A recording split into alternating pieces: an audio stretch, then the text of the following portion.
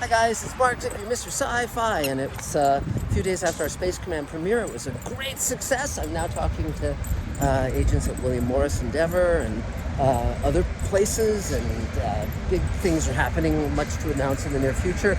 And I'm wearing my Snake Plissken, just call me Snake, shirt. So, so life is good, needless to say.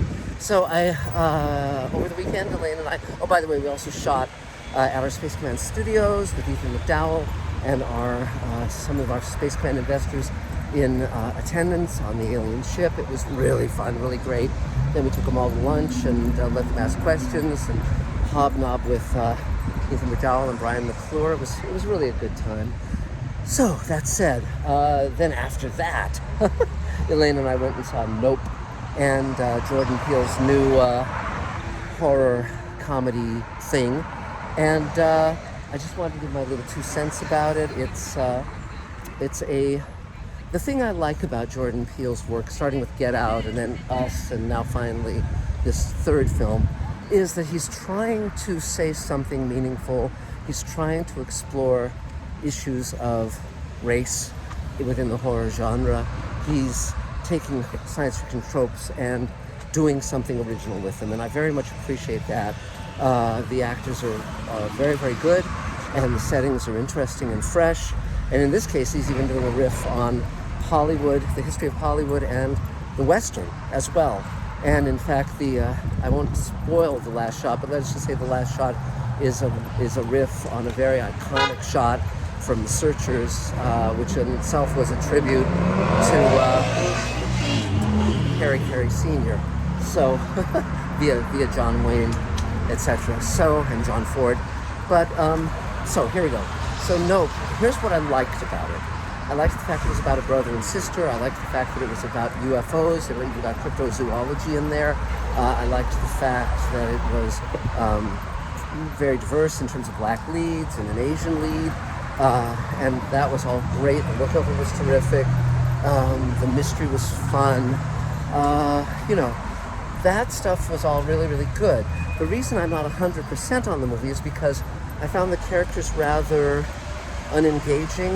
I was more interested in the film than involved in the dilemmas of the characters. Because the main character is very kind of taciturn, and his sister is very talkative, but in a way that a lot of people in Hollywood talk, where they're available as trainers, horse trainers, and also as writers and directors and producers, and they can do craft services, and it's just kind of like they're all over the place.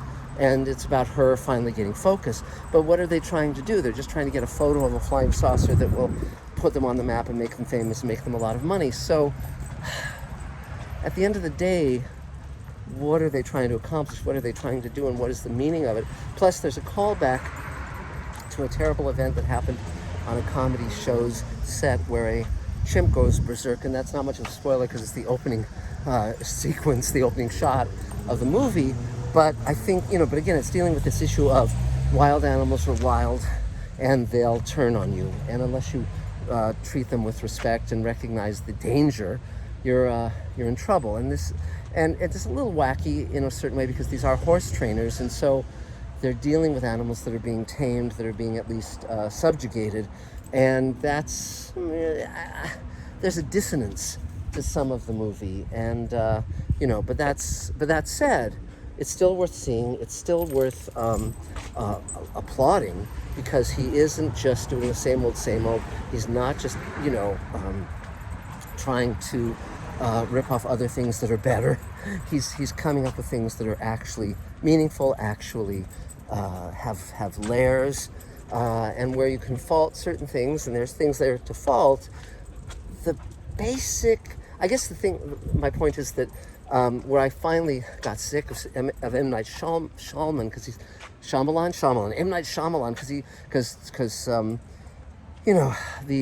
the first movie that he did with Bruce Willis was great, about the kid who sees ghosts, but then after that it was just kind of a one-trick pony doing trick endings, twist endings, and it was diminishing returns.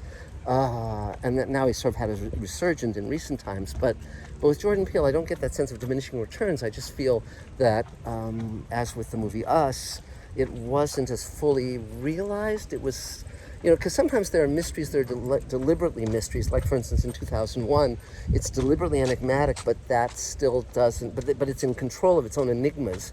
Whereas I think sometimes Jordan Peele is not in full control of what he's trying to say or what the point is. But that said, and again, I could be wrong, because it's dealing with a lot of issues. One thing that I did notice that I wanted to point out, because it's something no one else has noticed or pointed out, is it begins, and the trailers particularly begin, with the very famous Edward Muybridge series of images, of still photos that were then combined to make a moving image of a black jockey riding a horse. And it's one of the most famous images ever in cinema, one of the earliest.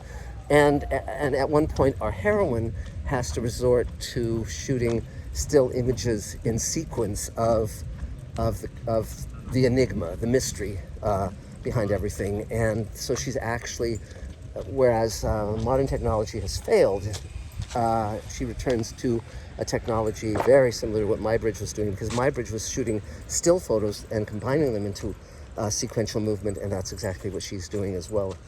So that was very interesting, that it was beginning and ending with that specific technique, and she makes the claim that she's descended from the jockey in Muybridge's famous clip. So that was interesting. Anyway, go see the film, form your own opinion of it. It's there's certain people who feel that everything is woke and the justice warriors, all this nonsense. I don't subscribe to any of that. I think that everyone is just trying to tell a story that will entertain and ideally move people, and perhaps make the world a better place, at least those artists who are doing something worth doing. So, and I think Jordan Peele actually is one of those. So form your own opinion, and I'm glad I saw Nope. It's not going to be one of my favorite films, but it's certainly a film I found very interesting and well worth the time. And that's it. Talk to you guys soon. Bye.